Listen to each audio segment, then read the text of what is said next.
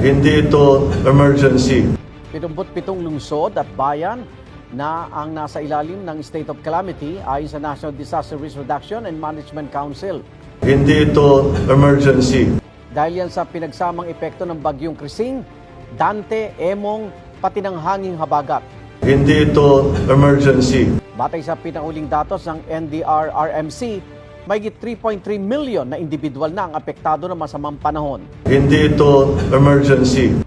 Mahigit 270,000 ang lumikas, may 3 ng kumpirmadong nasawi, 2 sugatan at 3 nawawala. Hindi ito emergency. May mga binavalidate pa ang NDRRMC sa bilang ng mga casualty ng masamang panahon. Huwag na mapalitan na natin ang pag-iisip natin. Hindi ito unusual. Hindi ito emergency. Ito gayon talaga ang panahon.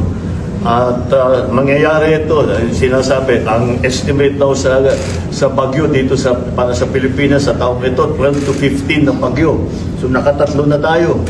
So to be conservative, ibig sabihin 100 pa ito na dadating. Kaya huwag na nating isipin na baka magkabagyo. Huwag tayo mag-isip na gano'n.